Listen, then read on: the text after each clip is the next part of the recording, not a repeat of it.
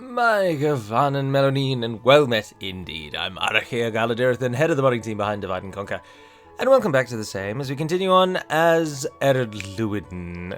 Ered Luin goes relatively well at the moment. Our armies in the south are soon to take Basradum, and we can then bring EMT Hungry Name General 4 back into the fray and attack the remnants of Bree, if they are still actually alive, which I don't think they are because the Shire West is now Rebel? It's Rebel held. And the Northern Dunedain are currently being oppressed by the forces of Angmar, who of course we are also now attacking. This campaign really is coming to the end throes, to be honest. My goal and my plan is simply to defeat the forces of Angmar, and that is about it. We also will defeat the Northern Dunedain, but they're basically out of the game already anyway. And we will finish off Bree, but I am actually convinced Bree might now actually be dead. They are no longer an ally of the Dunedain. I think there's a very real chance they are dead, and I've just forgotten. So we've only got 2 enemies left to defeat, but that is fine. I was thinking about that this morning, actually, when I was lying in bed before recording.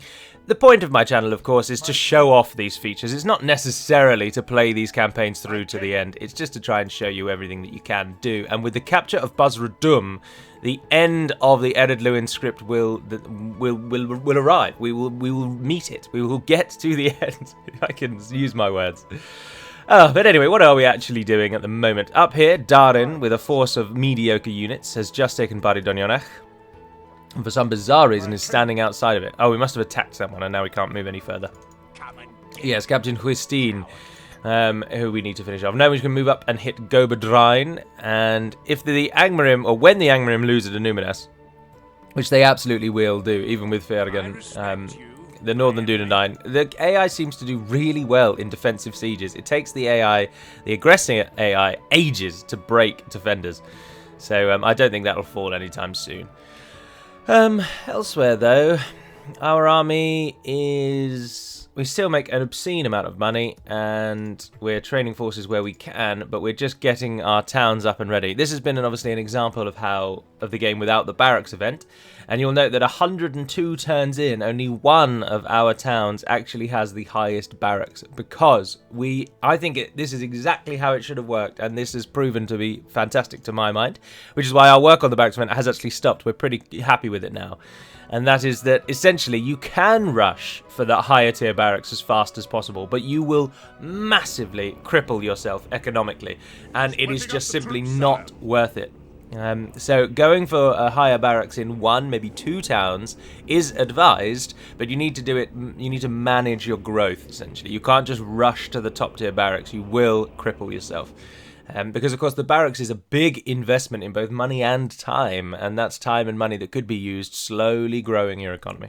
Now, of course, with the dwarves, it's a bit easier. The dwarves arguably have the easiest economy in the game because we've made them so good with ports. They're not ports. Ports are on the brain because of something that someone said yesterday. Because of mines. Dwarves get better mines than almost everyone else, and so a simple iron mine for the dwarves can actually fund quite a lot. Whereas with most nations, iron mines tend to not actually be that useful. It's a long-term investment, really. Ah, yes, well, we'll take an Axebith Guild. Oh, the might of Khazad-dûm is today diminished, as its halls have been plundered, ransacked, and stripped of any and all wealth. It has become nothing more than a cold and bitter memory of glory and power. The walls that once offered protection now serve as the walls of eternity to the slain defenders of the ornate caverns. With strongholds such as Moria being plundered, there is little hope for the cities of the living. That's a very well-written passage. I didn't write that, but I would applaud whoever did. Moria wanes. That should say Khazad-dûm wanes. I need to reword those, actually, though. Baridoniak is rioting. Caer Andros has fallen. Now, of course, the forces of Khazad-dûm are a horde, which I don't like, to be honest, and they have to be a horde in order for their script to work. But Khazad-dûm is a nation that is furthest from deserving of being a horde, if you ask me. Because... yes, of course, Balin led his little expedition, but when Balin died, he didn't just take the survivors outside and carry on trying. Well, of course, he didn't. He died. But the survivors didn't just leave and try and carry on. Of course, they were sandwiched and trapped in the mountain. But my point is that if the Khazad-dûm expedition failed, say, at the gate, they wouldn't camp outside until they can come back and have another go. They'd go back to Erebor with their tail between their legs, and they'd tell everyone that they need a bigger army. and that they failed. Or, of course, they might go somewhere else for the fact that they failed, maybe too wearing and crushing on their souls. I hadn't actually planned to attack Buzzardom, but it would seem foolish to not attack it, given that, of course, we can then all see the Balrog in action again. Or rather, properly, because last time we didn't. But I'm confident that they will rise up and attack me. I know that my army's strong, but their army is very powerful. And I do feel confident they will rise up. So we will wait for them to do that. Oh, did you lose at Angmar, or did you pull back? Oh, I think you withdrew. Cowards. Right, on Saloon has an army, I've just noticed, where Grinfarn resides. Darden's force could do with some better forces or better troops. Why are we not in Baridoniana? I answered that myself a moment ago, didn't I? Get your mind in the game, Gary. Right, let's leave the labourers behind. Move out. Oh no, that's not good enough. Jesus, it's because it's a castle, isn't it? You can't reduce the damn tax rates in castle. Very annoying. Noi could stay. I'm just thinking how many units from here can we actually take? My king. You're all a good size. But there's a lot of low tier units up there. Yeah, look at that. All of those units, and there's barely even 100 men there. I don't even think there is 100 men there. Oh, there's 58 of them. That might help. Let's get Grinfarn and Darden to combine. You've got room for, is that 2 or 1 more? 1 more. And you've only got room for 1. So if we take... If we merge, there we are, problem solved. Right, and then you head up and hit Grinfarn, and then we, with a mighty army assembled, we shall wipe the blight of Angmar from our lands. Although Angmar are coming on thick and fast, but the Northern Dunline still hold the North Downs and Numinas. And then we've got a turn until we attack the Balrog.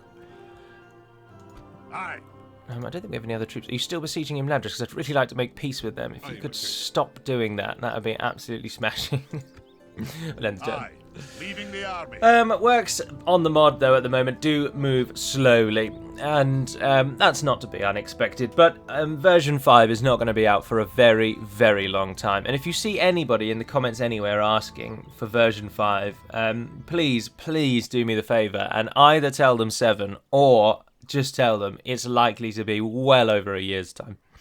Version 4.5 is sound, it's fine, it does the job, we are pleased with it, and we're happy to take the time to work on version 5. We have quite a long to-do list now, courtesy of the revamped plans for the Wildmen. Now, each individual Wildmen, the work to change each individual nation isn't actually that big, but of course, once we've worked on them and edited them, they need to be tested. So there's time to come. Fornost rebuilt. The ancient capital of Arthedain has been rebuilt in the glory of its former self. The descendants of Numenor have shown today that not all of their skill and craftsmanship was lost with the Isle of Elena, and that they stand strong. Fornost has been assaulted shortly after being rebuilt, and Angmar have made it to Isengard, dear, dear. Our challenge here, I think, is greater than at first thought. Oin's Gate. Oh, you haven't even got a port. Jeez, get me a port, please. I was recently told by a member of a different modding team, I think he was from the Warhammer team, the Botet mod, Battle of the End Times, that ports and merchant wharves are actually sort of broken, and each port has a trade fleet available. Now, apparently, that trade fleet available is actually hard-coded, and each tier of the port brings 1 extra tier of the trade fleet. But Trade Fleet is also a setting that we can put on a building in the EDB, which is the file which governs all buildings. But he's suggested that actually, unfortunately, that Trade Fleet feature is only really to show that is to show this line of text, which does happen. There are a couple of abilities in game where you put them in the EDB, and their only purpose is to explain a thing. And the biggest and best example of this is this. Building costs reduced by 15% is not actually tied to the building cost reduction. Now that might sound crazy, but that line is generated by a totally different feature in the EDB. That line is actually generated by a line that says something like tax income of 3, because 1 is always 5%. And so that line, there isn't a line in the EDB that says, well, there is a line that says construction cost reduced wood and stone, and each of those will reduce it. But if you just list construction costs, reduction, wood and stone, it won't actually say anything here, and you have to put the tax line in just to generate some text. And so it seems the suggestion very much is that the trade fleet qualifier in the EDB actually just lists that line there saying trade fleet available, and it doesn't actually increase the trade fleet. And the reason I'm telling you all that is because the Merchant's Wharf building, which has trade fleet as its key component, doesn't actually give a trade fleet. So the Merchant's Wharf building is currently massively underpowered and an absolute waste of money. It's something you should never really ever build because it does not give a good return.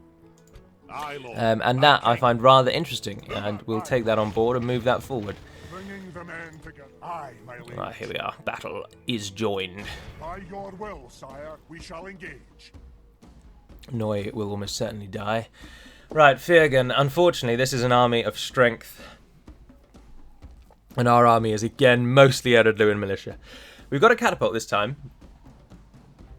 We can use that to our advantage. But you'll see Iron Crown warriors, longbowmen, halberdiers, punctuating much of their army. There are a couple of Angmarim. There are Northguard, though, and Darkblades. And he's got some Guardians. That's a sound little army. And one that we may lose a fair few forces to. But we'll give it a damn good going. But I'm telling you most of that because expect in version 5 the Merchant's Wharf building to either be massively revamped or, more likely, in order to save space, just gutted from the game. We need quite a few building slots for the plans we have for Enedwaith and Dunland and Anduin and Moria and Cand and whatever. And at the moment we have 120 building trees, or 121 actually, as of yesterday, with the 2 new Anduin barracks lines. One for castles, one for towns, and you can only have 128 building trees, so we actually now only have 7 more trees available, which is not ideal. And so if something like the Merchant's Wharf, which has not been working properly this whole time, we might as well just get that out of the game and call it a day. Now, we did attack them, but we have the beauty of the siege crews. Assemble the lines! I don't know why they always say it like that. We don't have very many range forces, though, of course, crossbows being our only real addition. We've got some pikes, though, and we are Ered Luin. The blood of 3 of the clans of the dwarves runs strong in the veins of many of our kin, and we will not go quietly into the night. If Angmar brings this superior force and hopes to defeat us outright, they are to be sorely disappointed. And then we've just got all of these, which we will try and avoid using, to be honest, because the clue is in the name. They're called militia, and despite us being dwarves and therefore generally better than most of our neighbours, they are still actually militia. Are you going to kill your own men if I turn you on? You absolutely are. Should have put the catapult up on the hill over there.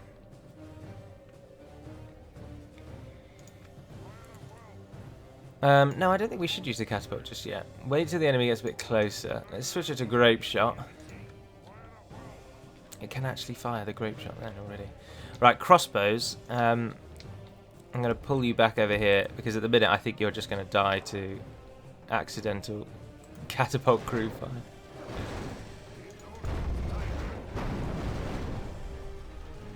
%2% of the enemy dead. 1 volley. That's not bad, is it?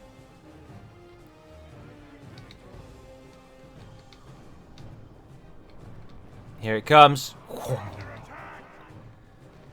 It doesn't take down as many as you'd want. No, I think we should wait on that, to be honest, until the enemy does actually get a little closer. And we can help the enemy get a little closer by just walking closer towards them.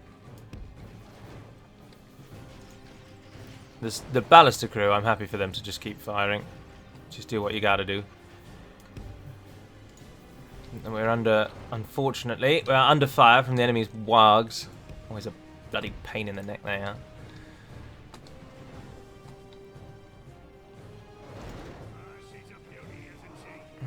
Let's move the catapult crew forward as well. Go, go, go, go, go, my chosen one. Because if we can get them... Oh, look, the enemy's running away. Guards. Oh, no, here they come. Right, they're coming in. They're properly fighting. 91 Iron Crown halberdiers. Give them a good old volley, my friends. The dwarven catapult crews are ready. We're probably going to lose a few of our own pikes to this. What's the ballista actually targeting? Oh, you're wasting yourself on the ballista crew. Normally I would go for something like a ballista crew, but I don't think in this instance it actually matters all that much. The catapult fired, but didn't appear to actually shoot anything. Remember that each of their different ammunition types has its own pool of resources, so using up the grape shot doesn't affect the normal shot or the mortar shot.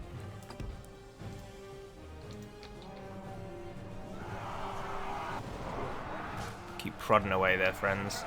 Our men are winning the battle. If we continue like Here this, come the we will enemy's smash the general, enemy. the Witch Knights. Go on, give him a one straight to the. Look how close range they are. Oh, that took down a few, and the next one. Oh, they didn't take that nowhere near as many. And the enemy, unfortunately, is in a bloody wide formation. Try and hit that unit over there. They actually have considerably less people than I thought they did, and this is actually going to be a complete cakewalk. Oh, and they moved back to deal with our ally. Of course, Noi. Ah, Noi, you're going to die. Sorry, friend. Oh, the mortar shot fires. These Orc Hunters. Is it the fighters or the... Oh, there it goes down. It comes down. There's another one. They don't know it's coming. Go on. Go on. Oh, that was awful. You killed 3 of them. Step your game up, lads. Right, anyway, we should stop fanboying over the catapult and actually do something. Who's that over there? Rudar savages. Do you know what Rudar means? I'm sure many of you do. I say it often enough. Oh, the Guardians are going to slip in. I'm actually quite pleased that the AI does things like that. It was clever enough to know that there was a little bit of a gap there, and that it could charge its cavalry through that gap. And then, expertly timed by myself, we've then trapped the enemy in like the morons that they are. Right, catapults. Oh, swap back to grape and hit those skulls. Go on, go on, go on, look at them. Please, please, please do it. No, they've run too far away, they're out of range. You can target those Orc fighters though. Right, we need to get those down that are down here and not doing anything up into the fight. Oh no, look, they need support. You go and deal with those warriors. I'm really trying to keep the militia out of it because they'll just die. But then not actually... Only half the enemy force remains. If they're not doing anything, they'll die as well. Yeah, well, they'll just get shot by the enemy's arrow fire. Right, target those longbowmen. Noi, I think, might actually be winning over them. The enemy general lies dead. Let the crows have his miserable bones, and let our swords have his men. Oh, good. Go on, give them a grape shot. Nope. Go back to the Huskars then. Huskars are breaking by the looks of it. Ah, you've broken there. Run away and then hit them. Keep the pikes out if we can. I was watching Republic of Play's review of Total War Troy yesterday, and it was essentially, it boiled down to the campaign is really good fun with some fantastic new additions, but the battles are incredibly poor. And I was looking at his footage of the battle, and then while I'm looking at this, it was just flashing through my head. And if I may be contrarian for a moment, whilst of course the terrain does not look anywhere near as good, and the actual raw graphics are considerably better in Total War Troy, seeing my units actually holding a line and the enemy trying to break through, and seeing them fight one-on-one, it just is... How can they have gotten that so wrong? Oh dear, we better stop you. Go and just waste yourselves on those longbowmen now. There's a couple of units out there that I would like them to target, but we just took down a huge chunk of our own pikemen. Oh, hang on, our crossbowmen are in there somewhere. How did you get so encircled by the enemy? Anyway, this is over. It's long been over. Good tidings. The enemy general lies dead. Oh, good. We have sent the cart to hell. Oh, and those The rattling enemy units are took a... badly blooded. They have lost half their Oh, men. that was a lovely shot. Take out those pikes, let's get rid of them. What is actually still fighting out there? It's their ranged units, isn't it? Ugh, sons of bitches. The battle is very much in our favour. If we remain true and steadfast, victory will be ours. Oh, and their ballister crew is Look still how firing our as well. cowardly foe runs. It is time to press the attack. Go on, just one solid... Oh, they're running away. Angmarim archers, give them a go. Ah, no, that's us done. Get the catapult out. Have we won over there yet? Yes. So the only thing left is those dark blades. Ah, those dark blades. No, they're running it too. Now Noy's running. He can't decide if he wants to fight or not. Look how And it happy ends. in awe of the victory we have 468, won that's not today. bad. 253 dwarven cattle. Well, bloody done, sir. But you did take down a few of our own. We've got 21 Longbeard. Oh, Jesus Christ. 21 of our own. And Longbeard Phalanx, no less. A unit that one can't really afford to cleave down ourselves. We need them in fighting fit to fend off Angmar. But then their army was much smaller than I thought it was going to be. And that was a much easier fight than I expected.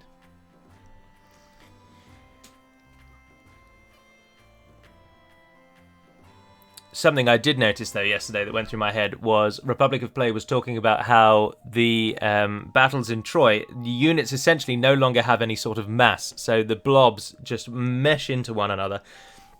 And you can run a unit through another unit entirely. And they won't get caught up. They won't, like, nothing happens. So if you're holding a checkpoint, and you've got a solid unit, I don't know, a spear unit with a large shield holding the line, and you think, right, nothing's going to get through them till they die, and then the enemy just runs through them, and that one hit home rather hard, because unfortunately, no matter how we try, for whatever bizarre reason, sometimes, not all the time, but as you are all aware, sometimes in battles in Medieval 2, the AI does just run through your units. But of course, in Med 2, it's nowhere near as bad as Troy, because the units do have mass. So even though they are blobbing through you, you are slowly holding, and your forces get slowly pushed back. And so the problem in this one is that essentially the combined mass of the enemy is too great, and so it's pushing your units back, and it often therefore of course means that your lines break and the enemy just runs through to the town centre. It is a slightly different problem to that in Troy, where in Troy the problem is that the units have no mass, so it's not that the enemy is blobbing all up and forcing your units back, they are just literally running through your units, which is just ridiculous. Yeah, but it seems to be that they've solved the high mass problem by going too far the other way. But anyway, now that Thurgan is dead, we've got Ingmar over there who could attack at any point. We've got Gundrick coming up from the south, which is interesting because Angmar don't own anything to the south of Bari Donionach. And then, of course, we've got Knut coming through as well. So our army is needed in basically 3 places at once, and it can't be. But we can merge those that were reduced there. Can we get another catapult out here? We can't in Saloon, can we? Because no, you need a large town for catapults. Oh, you